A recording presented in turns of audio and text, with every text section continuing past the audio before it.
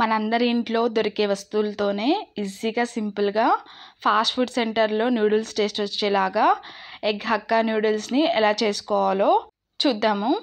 పిల్లలకైనా పెద్దలకైనా చాలా బాగా నచ్చుతుంది.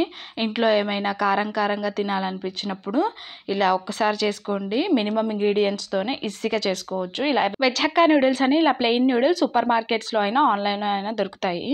జియో మార్ట్ నుంచి ఆర్డర్ చేసాము. ఇది 140 గ్రామ్స్ దాకా ఉంటుంది.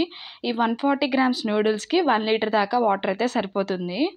ఈ నూడిల్స్ని 3 to 4 minutes దాకా మీడియం ఫ్లేమ్లో పెట్టి బాయిల్ చేసుకుంటే సరిపోతుంది. నూడిల్స్ అనేది పొడిగా రావడం కోసం 1 టేబుల్ స్పూన్ దాకా ఆయిల్ వేసుకుంటున్నాము.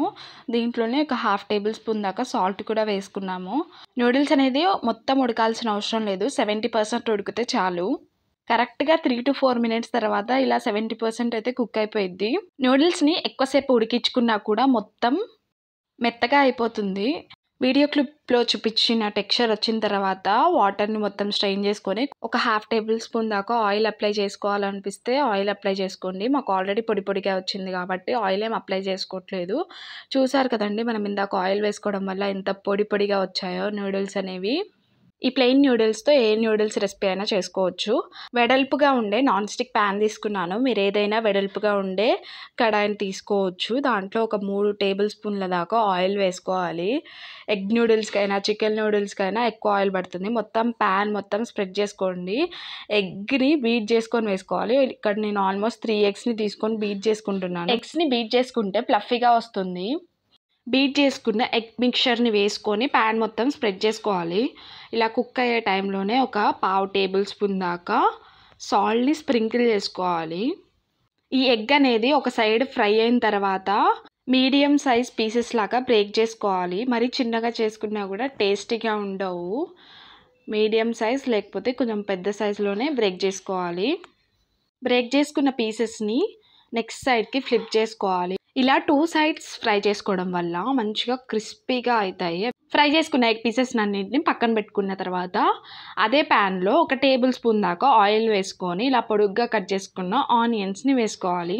మీ దగ్గర క్యారెట్స్, క్యాప్సికమ్ ఏమున్నా కూడా వేసుకోవచ్చు. నేను మినిమం ఇంగ్రీడియంట్స్తో, ఇంట్లో ఉండే ఇంగ్రీడియంట్స్తో చేస్తున్నాను కాబట్టి ఏం వేసుకోవట్లేదు. దాంట్లో 1 ఎండుమిర్చి లేకపోతే పచ్చిమిర్చిని ఎండబెట్టుకొని వేసుకున్నాను. దాంట్లో అల్లం వెల్లుల్లి పేస్ట్ వేసుకుని పచ్చివాసన పోయేంతసేపు ఫ్రై చేసుకోవాలి. ఆనియన్స్ని ఎక్కువ కుక్ చేసుకోవాల్సిన అవసరం ఏం లేదు. దాంట్లోకి 1/2 టేబుల్ స్పూన్ దాకా కారం వేసుకుంటున్నాము. వేసుకొని మంచిగా కలుపుకోవాలి. హై ఫ్లేమ్లో టాస్ చేసుకుంటూ ఉండాలి. 1/2 టేబుల్ స్పూన్ దాకా సాల్ట్ వేసుకుంటున్నాము. మీ ఇంట్లో ఏం వెజిటబుల్స్ ఉన్నా కూడా ఈ టైంలో వేసేయచ్చు. తర్వాత మనం ఆల్రెడీ ముందుగానే ఫ్రై చేసుకొని పక్కన పెట్టుకున్న ఎగ్స్ని వేసుకొని మంచిగా మిక్స్ చేసుకోవాలి.